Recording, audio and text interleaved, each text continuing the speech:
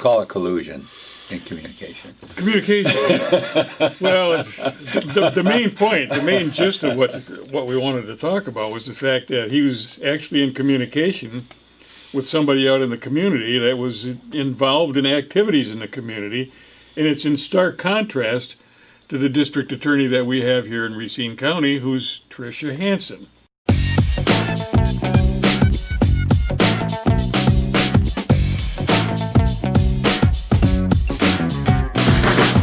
Oh, good morning. Welcome back to Talkin' Racine.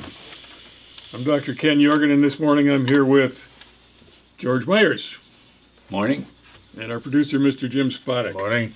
And we're here to report that everything's great. We got nothing to talk about today. Let's go. Oh, wait a minute. Wasn't there something going on with the DA down in Kenosha? Yeah. He was in communication with the Black Lives Matter movement, in particular, one member. We won't call it collusion in communication. Communication. Well, the main point, the main gist of what we wanted to talk about was the fact that he was actually in communication with somebody out in the community that was involved in activities in the community, and it's in stark contrast to the district attorney that we have here in Racine County, who's Tricia Hansen. And our main gripe is the fact that there's been a complaint sitting on her desk for more than 2 years, filed by a fine, upstanding citizen. 3 years. Is it 3 years? Well, I said more than two. Yeah, I think good. it'll be three in the That's spring, right? Actually, I think it's going to be close. The point is we're getting no communication out of her, but just south of us, we have a guy that's talking like crazy with all kinds of people. 37 pages of stuff. Going out to lunch or having chat sessions, It stirred a lot of stuff up down there. But the fact is, here we could use a little stirring up. We could use a little communication. Yeah. And it's not forthcoming. It's been a long, long time. Like, maybe we could argue, is it 3 years, 4 years? It shouldn't be 6 months. It should be something like that should be handled right away. And you have a police report. Now, this DA in Kenosha is talking. There's no police report, nothing. It's just a citizen who is back and forth with the DA in that area. But in Racine, you have a citizen who filed a police report. There's a police number on it. He contacts the DA multiple times. We did it on the show here. Mm-hmm. No communication whatsoever on something. At least say, hey, we're not going to investigate. How about that? We can't even get that out of her. What's the beautiful thing about it, though? She just ran unopposed. It's hard to believe, really. As of Tuesday, she got reelected, unopposed. Yep. And, we've been complaining about it. Nobody's listening to us. Why don't we just cut this and go to the bar? Yeah. Oh, it's probably closed. Never mind. Did you have anything more to put in about Well, not really. I mean, I think the fact is that it came to a head because apparently his phone log had gotten exposed. Texting. His texting had gotten, was exposed. And he's a little upset about it. Yeah. But we pointed out, that's the glass is half empty. We pointed out the glass is half full. He's communicating. Yeah, exactly. Exactly. And the thing is, how many communications? I know that the police chief contacted the DA over the machinery row in this particular case. There were the sheriff department. There were officers.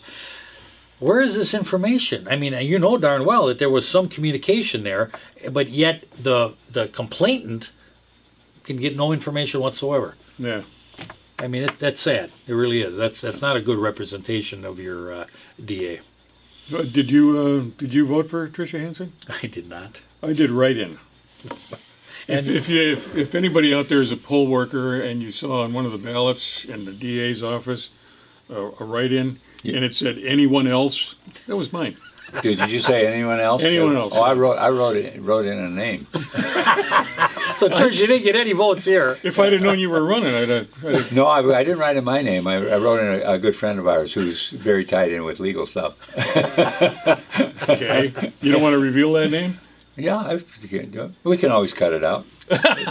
Harry, you got only one vote. All right. Oh, that would have been a good one. Yeah. Except he lives in the county, doesn't he? Yeah. All right, there you are. Sorry, Harry. I'll vote for you next time. First of all, speaking to the former mayor, John Dickert.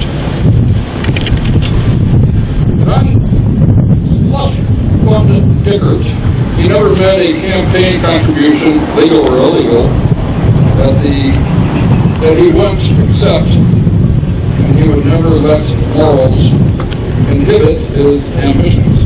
Or tough, read upside down. But we present to you Effigy John Decker. The second guest, Effigy, is current Mayor Corey Mason. Mayor Corey Mason, he learned a long time ago that scamming is easier than working, and he's developed in hard form. He's been deeply involved in Machinery Row and was for the arena before he was against it. Mayor Corey Mason.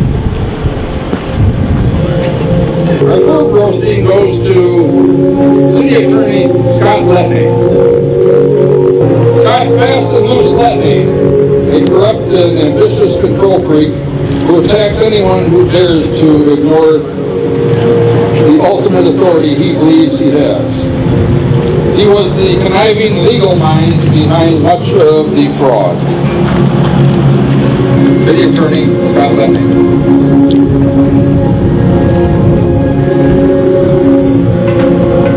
County District Attorney Patricia Hansen.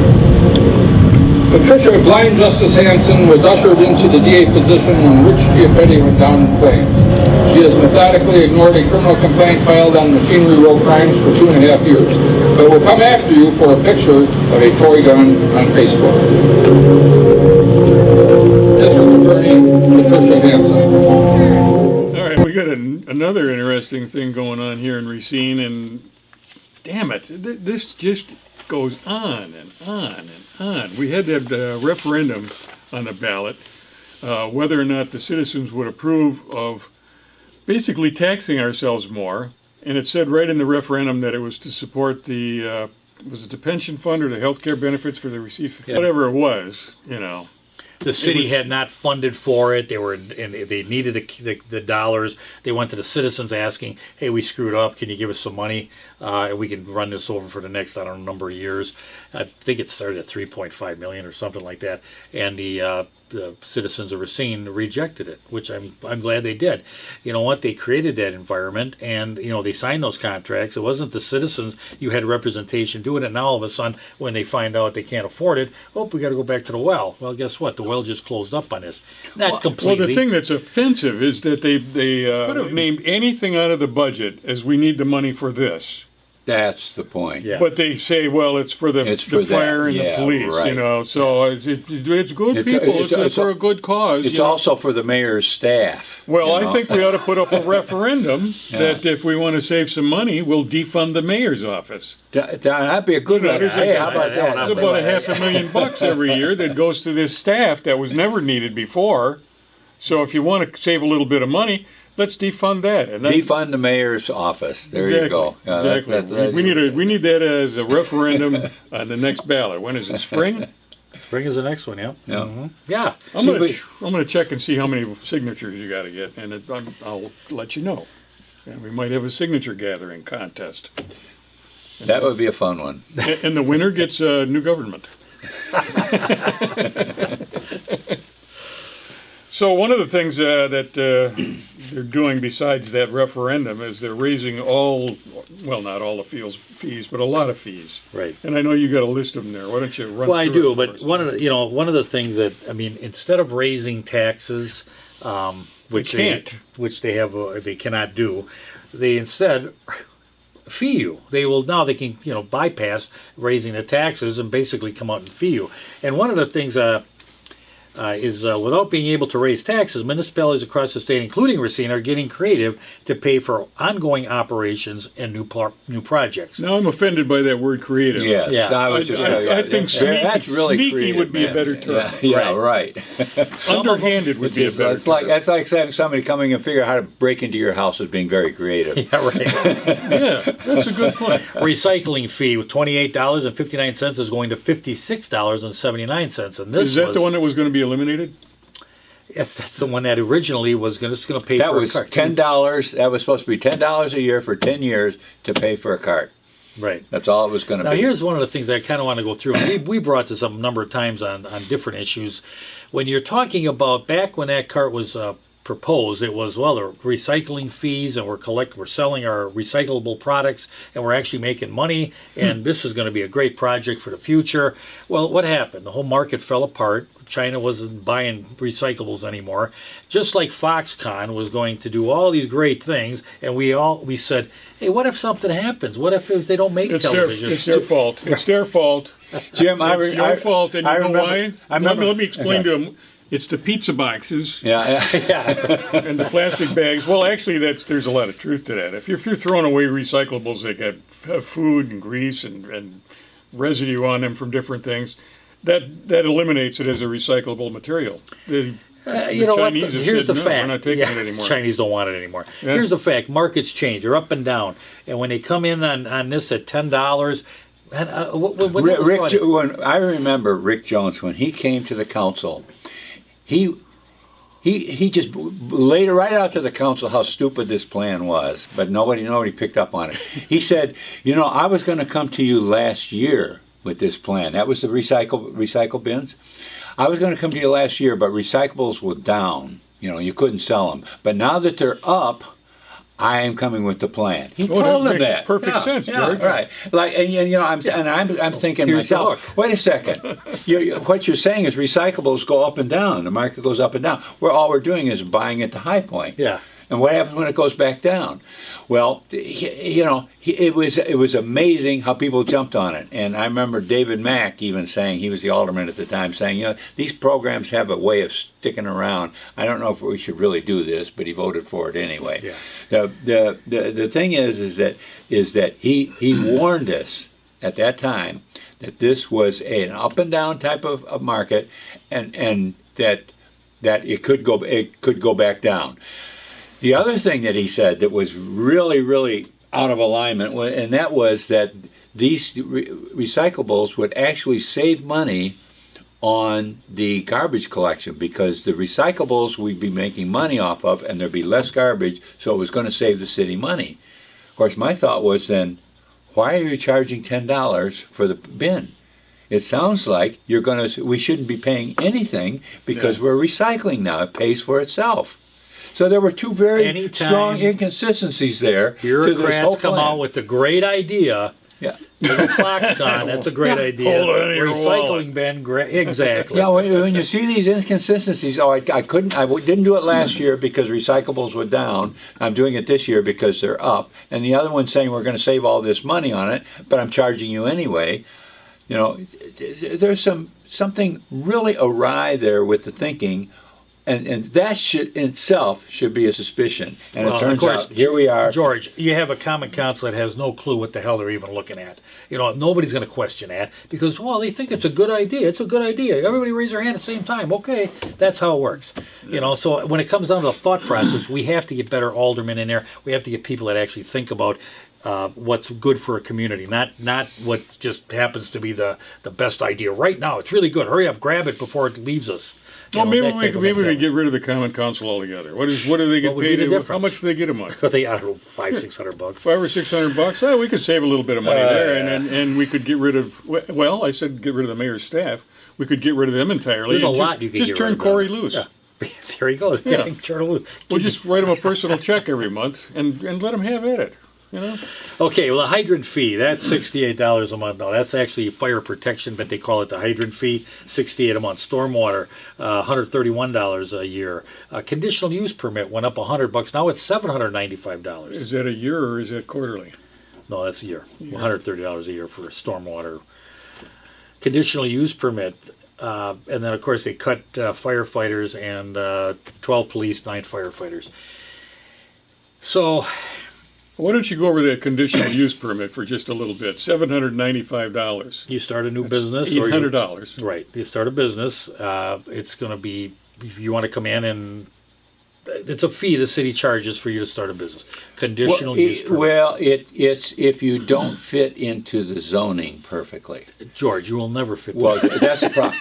But back in the old days, you had 4 zones. Okay, you had single family, multiple family, commercial, that's all your stores, and you had office industrial. And it's pretty easy to fit in one of those. If you're moving in downtown, you're going to be selling things, you you fit into the commercial. If you're moving into a single family home and in a single family, you fit there. You don't have to get a permit because you don't have to get a conditional use permit because you're outside of the way the area is zoned. Well, some brilliant council back somewhere adopted this big, huge zoning thing where now I think there's like 30 different zones. Right. So nobody fits into a zone. They're so specific and so detailed that nobody fits into it anymore. So if you're going to open up a zoning and you don't have just the right fence up there or the right size windows or the right size parking lot or something like that. And he's not kidding. Yeah. Now you don't. In fact, this we drew out that the zoning thing. Remember, it comes out a big roll of paper. And it was like, Matter of fact, I'm going to just throw that on real quick. Just take a look at that.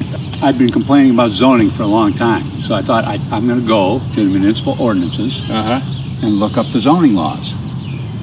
So this is what I found. It's chapter 114 of zoning. Okay?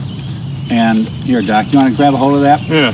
I started to read it, and I was going to study all the zoning.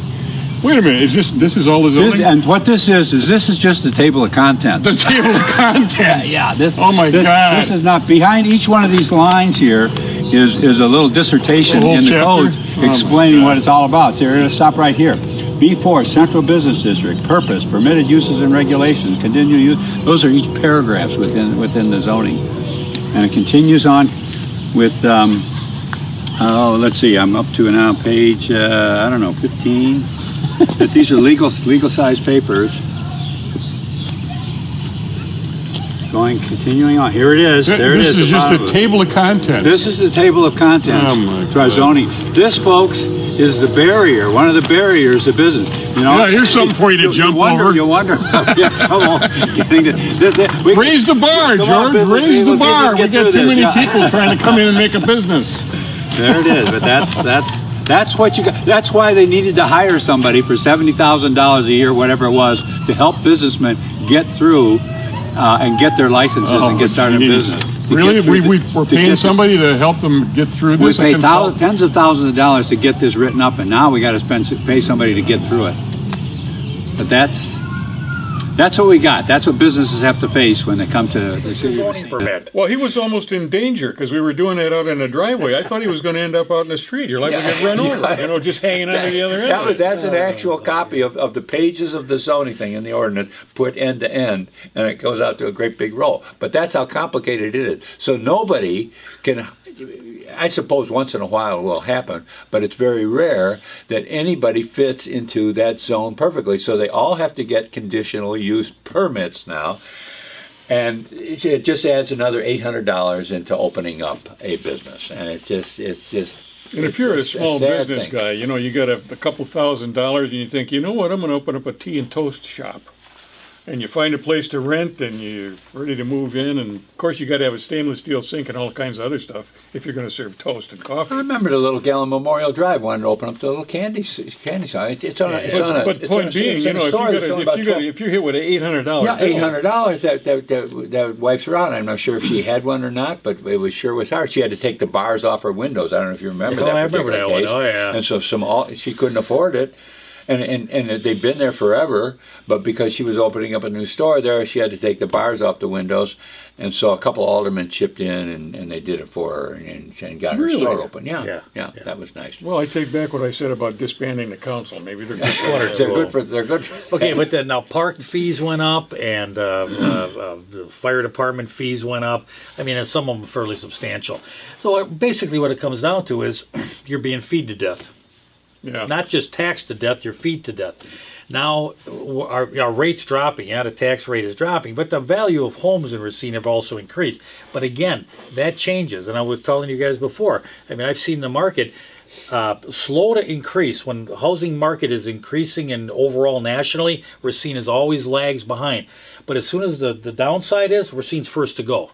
So it's a very, very difficult market. Well, that's going to happen when we're in a weak economy like in Racine. That's just natural. In other words, it's hard for us to recover, and then if some things get bad, it's like a old tired man, out playing football or something like that. You know, it's Hey, hard don't to make get this started, personal, George. but don't make it get too. We gotta get too tough because boy, you fall off easily. You know, You get wore out. Boy, it's a long day. no. Go deep. And Racine is like that. You know, we've shackled ourselves with these high tax rates. We're twice the tax rates of neighboring communities. It's not to mention, you got a mayor he's stopped at least 3 big projects Yeah. now. Oh, yeah. You know, where There's great fanfare when they're announced, but you don't hear any announcements when they tank. Not so much well, anyway. they try and hide that part. Yeah, They should have a ribbon cutting ceremony for everyone that tanks. You know, get down there and maybe, run out of ribbon. yeah, throw cold water on the Put a development bird on the director. hobby stores. Oh, my God. But you know the newspaper article covering this expansion, it says expanding development department. It's just amazing that the city says, despite tough budget year, a year in which 24 positions are set to be eliminated to save money, the city is considering expanding the Department of City Development in part to manage its new program dealing with rental properties. Now, all this rental property thing is just another burden onto business people, a suppression of their activity, making it more difficult to operate. And we're doing this in an environment that's already overtaxed, and she wonders, Kathleen Fisher, she says, Mount Pleasant, in contrast, has a 9.75% net new construction, whereas the city of Racine only is 0.18. She says Racine County is 3.15%. I would love 3%, Fisher says. Well, when you're expanding your government and you're expanding the oppression on businesses, it's harder to do development. They just don't get it, George. And you don't Hey, get- it costs money to make I know. opportunities, And, George. and right in the same article, at least you should separate the articles. Yeah, at least make it like Talk about one thing Yeah. one way. Talk about oppression in one article, and then we lack expansion in Make another them article. turn the page so maybe they'll forget what they saw over there by the time When they you put them read both in succeeding sentences, I'm saying, does anybody know anything over there? It's Yeah, but a see, you sad landlords thing. are getting a lot of free money. It's more than the landlords, though. Those, yeah, I know those 200 renters, they just give you money every month. What do you give them? Yeah, nothing. No, nothing but a house, and and fix Yeah, but up you already own that. unplug their toilet. I haven't talked to a lot of businessmen, but the 2 hardware stores that I do business with, both Lee's and Douglas Oh, Hardware, geez. they both got hit with the same darn thing. Yeah. They had to register the thing, pay $30, fill out this form, and they're not. It's supposed to be for businesses with tenants, and it's like the owner of the hardware store was considered his own tenant or some darn thing. I don't know, and I don't know if all the businesses did this. Okay, why is Corey Mason raising this money to do empowerment zones, or what is this? The inequities of the city? He's going to straighten that out. Yeah, yeah. that was the other part where he made this very interesting comment. A budget is more than just numbers and finding efficiencies, said Mayor Mason. It's a reflection of our priorities and our values. And at the top of the list is addressing racial inequities within the city. So I guess the fire hydrant is, all these fees, that's really secondary. What we're really concerned about is addressing racial inequities. Well, let me tell you something. You don't do it, you're not going to address it, you're not going to improve any of that if you continue to make it hard for businesses to operate through taxation and regulation. Yeah, but in fairness, George, he's talking about inequities, so he's come up with a plan to screw everybody. That is true. So now we're all equally screwed. but if you really want, and we've discussed this on this show before, if you really want to see these racial inequities disappear, you've got to make it easier to start up businesses. You've got to make it easier for everybody to start a new business, start a new career, start a new life source of money, of making a living. And right now, the way when it gets as oppressed as it is, and it's difficult to get through this bureaucracy, connectivity becomes a problem. In other words, who do you know that can help you get through And I this? think Who that's do a you big know deal here. that's going to get you money? Yep. Who do you know that's going to get you through this difficult process of really And I starting think up that's and operating where a I business? think that's where Corey really connects to it. You know, that's where his power base comes in. I've got the money, and if you follow and do, you know, and endorse me, I'll share with you. There's a little something for you. The greases, the wheels to getting your And business going. that's a big city or a state level, federal level type of activity. You know, local levels usually, you know, you want the little community to work together. Everybody works together to, you know, create a nice little community. Not when it gets to these other levels. Now it's a pay to play type, and that's what we got in Racine. And it's actually gotten worse.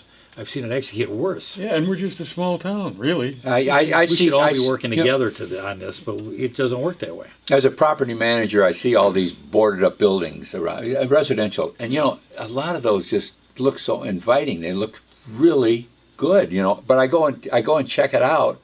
What's the possibility of getting that building and doing something with it? And my God, it's got back taxes on it that are cost more than the building's worth. I mean, the thing is that how did they get in that condition? How are owners walking away from these buildings? Why are they doing it? And it goes back to what I see is just the oppressive nature of government and business. George, look at empty buildings. Look at commercial buildings. In the commercial, I was just going to say, in the commercial area, you see this constant turnover. I see a couple going after their life dream. They're going to open up a little restaurant. That's beautiful.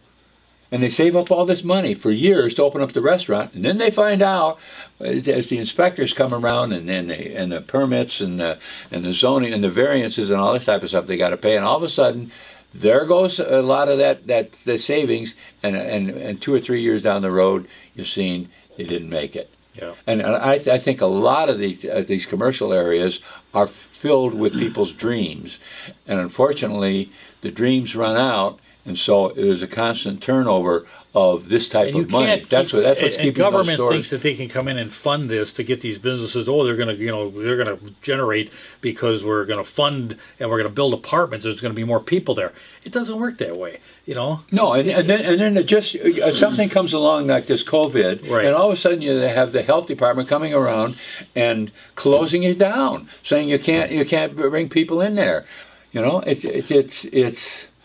it's hard on the community. It's crazy, yeah. You know, the way the city hall works against itself, and works against the citizenry in so many ways, while claiming to wanting to help you out. It's an amazing phenomenon. We see it right here on the front page of the paper how they don't even see themselves doing what they're doing to themselves by expanding government, and at the same time. Why do we have so little growth in the city? Yeah. Well, it's kind of like they're pre-fining people in one respect. I mean, they have all of these fees, like the conditional use permit, and you got all these inspections and so on and so forth. And it's all to prove that you're already in compliance with the law and you're not going to do anything wrong. What's the matter with just fining people when they actually break the law? It's like a pre-fine. Yeah. You know, they come through and they when just I rip came money to out of your Racine, pocket when you're trying to start a business. It was by complaint. That's when the inspector came out. Now they walk around looking for things. Now it costs the landlord if he wants to put up a handrail. It's a $10 piece of wood, maybe costs you $25 to get it up, but it's $75 for the permit. Put up a handrail.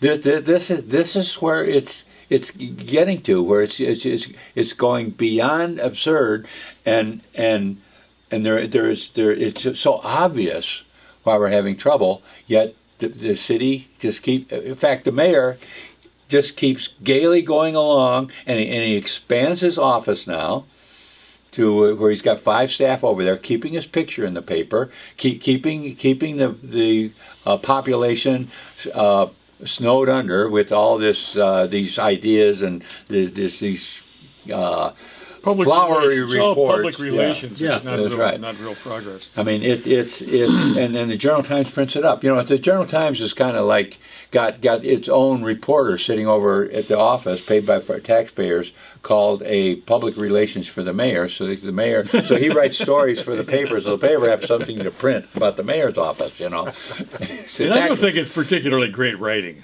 myself. Anyway, well, I'm glad that we came up with these things. I was really worried for a moment there that everything was great. Yeah, we were able to find some things. I guess we put that to rest. We sure did. Come back next week and we'll really bury it. We're talking Racine, and we appreciate you being here. So long.